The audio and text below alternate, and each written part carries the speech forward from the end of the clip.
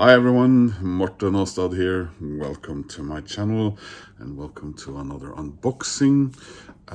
This is an order that I made a couple of weeks ago. Arrived quite quickly, but I haven't gotten around to open it until now from imusic.dk, but you can order through imusic.no. It is shipped from Denmark, but you pay Norwegian VAT and stuff, and then you don't have to pay extra when you picking up your parcel or package. Now there are vinyl from 3 different bands in here, and I am going to focus on the 2 that are hopefully in here from Depeche Mode. As you may have seen in my videos lately, I am somewhat it's picked up pace lately, but I am trying to complete my Depeche Mode vinyl album collection. As I mentioned also in previous videos, I own all of Depeche Mode's studio albums on CD, and many years ago, up until Music for the Masses, I also owned them all on vinyl from my teenage years. Now I did sort of come to the conclusion a while back that those records are not in a very good shape, and since I do have some of the later Depeche Mode records, and at that time also then picked up a couple of the classics like Violator and Music for the Masses on new vinyl,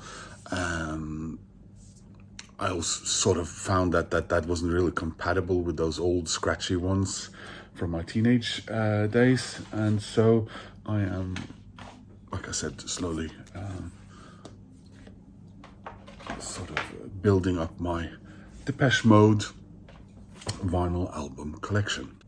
So this time I got records from, let's say, the beginning of their classical period and a later record. And to start with, we're going back to 1982, and Depeche Mode had of course released their first released their debut album with Vince Clarke, who left Depeche Mode, and they decided to go on initially, but they decided to recruit a new 4th member, and their choice was the very professional musician, as it turns out, Alan Wilder.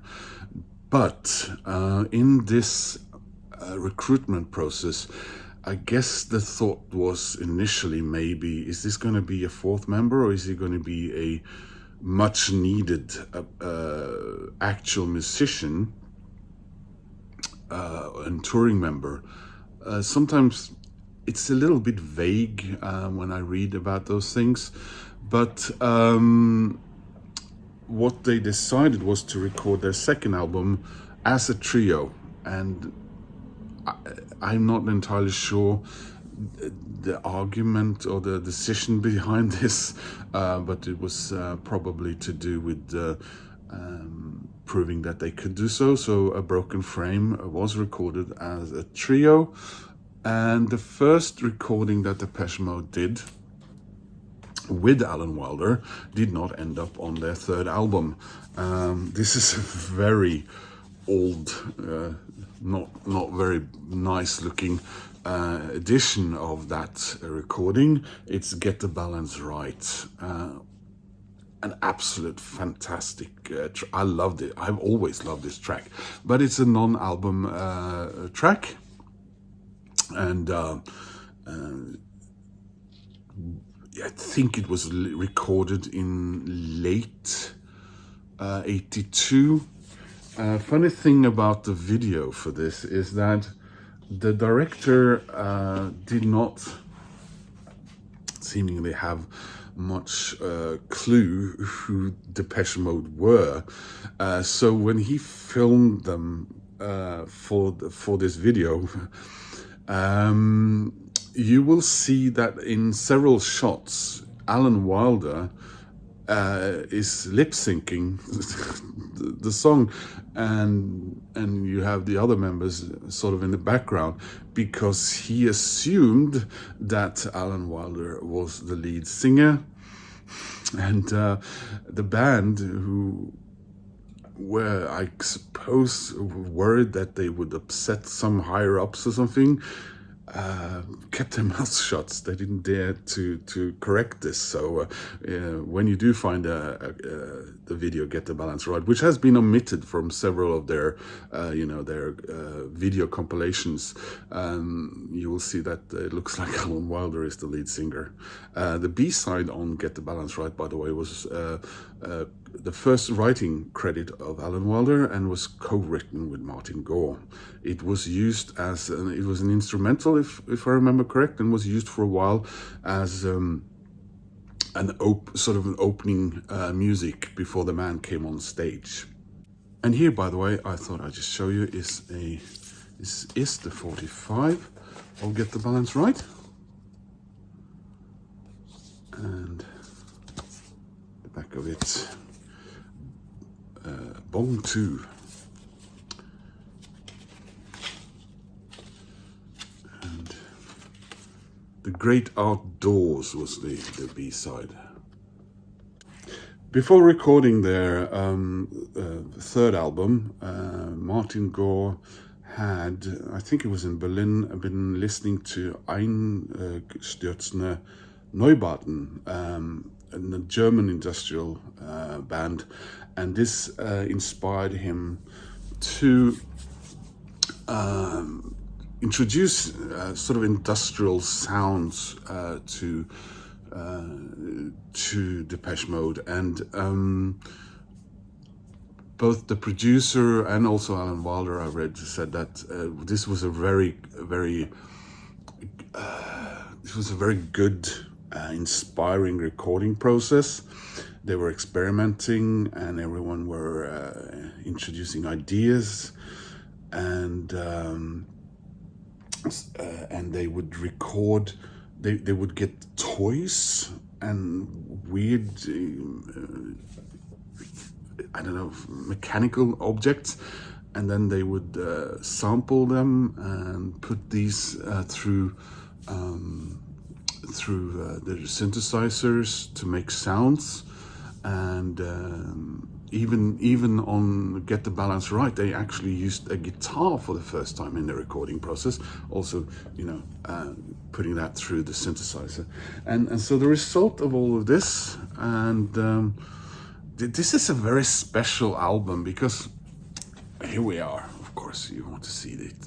This is Construction Time again, and it's got that amazing, iconic album cover. And it's a very special album. I think it very much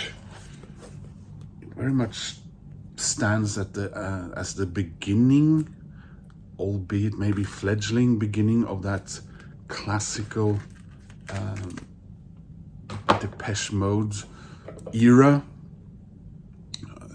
For me, it's the Alan Wilder years, even though you might say that, yeah, Alan Wilder had been a member for slightly longer, but I mean, he has no impact or presence on A Broken Frame, although he does appear in the video, at least one of the videos, for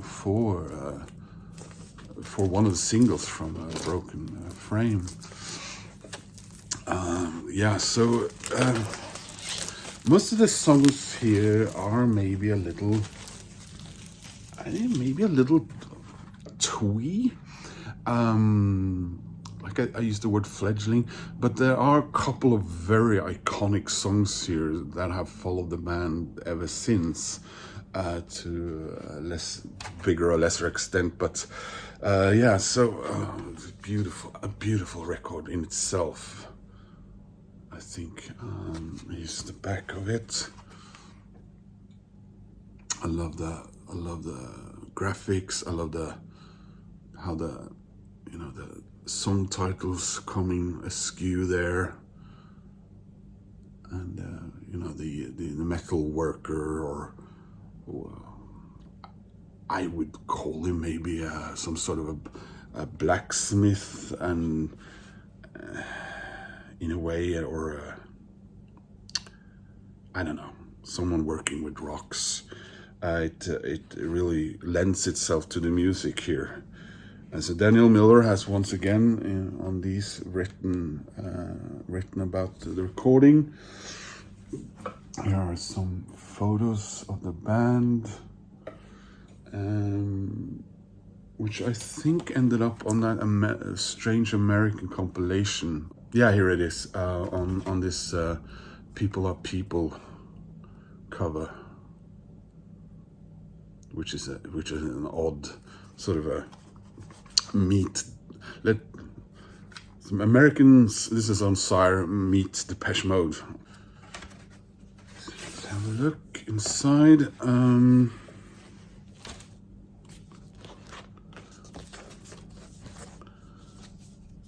Again, with the consistency of the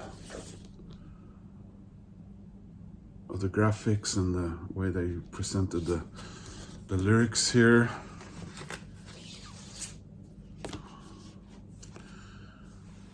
It looks very much also like I remember the old record. The difference being here, there's a Legacy and a Sony Music logo, as well as the more modern Mute logo. Not they're not. Yeah, they should have put the original Mute logo on it, I thought, but.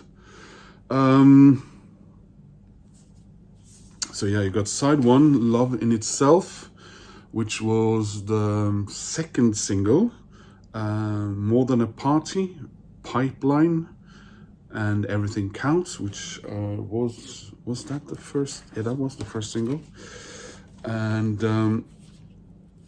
then you have the first of two Alan Wilder penned tracks, 2 Minute Warning, and then comes Shame, and the second Alan Wilder track, The Landscape Is Changing, and Told You So, and then the track is called And Then.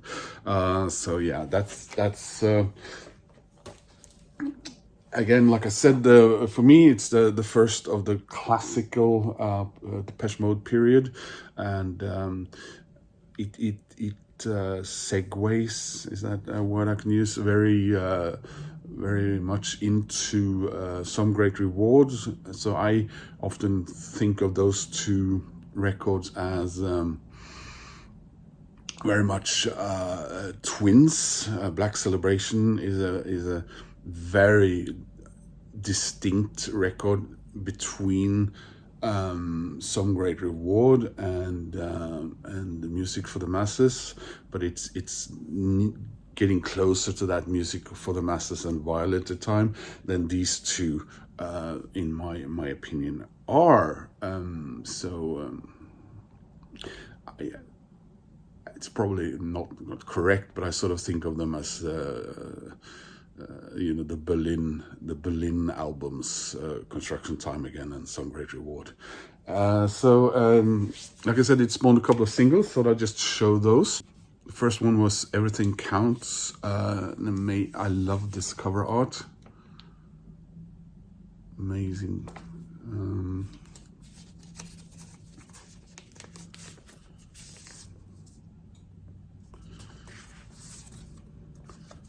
With the B-side, which is also co-writing Martin Gore and Alan Wilder, called Work Hard. And then after that, we had A Love in Itself 2. and the track Fools on the B side there, which is another Alan Wilder composition. After Construction Time again and Some Great Reward, Alan Wilder's, I think he sort of forced himself a little bit to contribute as a writer for Depeche Mode, but I guess in the end I think he chose to step back from that. So after Some Great Reward, we don't see any more writing credits from him, except maybe some co-writing or an instrumental or two of B-side on subsequent 45s. Now, the next album I'm going to show, we move forward several years, actually a couple of decades, and we reach that post Alan Wilder period that we are obviously currently still in, which has now lasted, of course, many years, and an album that I prefer to, let's say, it's the follow-up, although I still think that the predecessor, which is Playing the Angel, which I showed in a previous video, this is the one that I won in a competition, so I have a couple of CDs of this. It's a very productive period for the band. Playing the Angel was back in 2005. I know Martin did some solo work. Dave Gahan released his second solo album in, was it 2007? Yeah, this is Hourglass, a very fine album in my opinion. And then we got Sounds of the Universe. Thought I'd just show you my CD of that, which was a sort of a bonus version with a black cover and a UK age certification here, because there's a DVD here. And there you go. I like their logo type on this, but this for me, I remember I was like, yeah, I didn't think this was that fantastic, but anyway, here it is. For the first time I can show this on vinyl. So what were the singles from here again? I think the first one was Wrong, but I might be wrong. I know, but I think they went back to some of their older, more analog synthesizers for this, and it does reflect on the songs.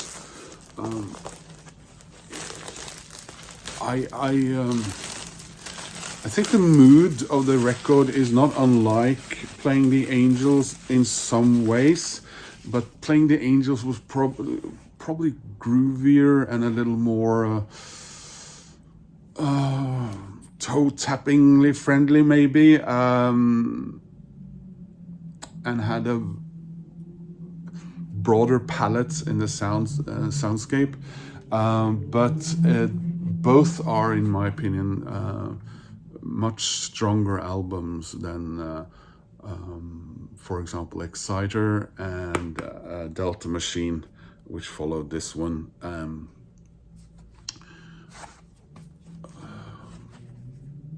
I love this picture.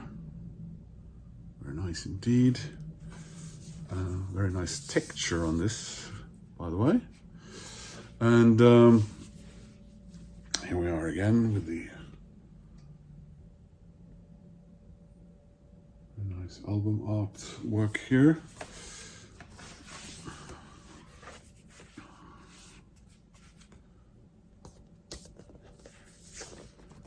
There they are.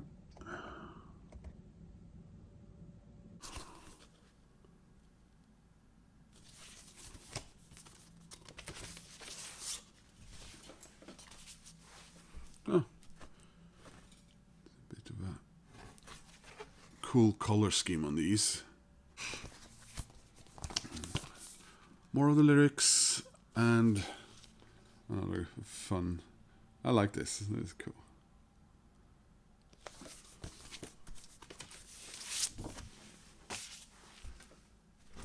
And continuing the different color schemes there.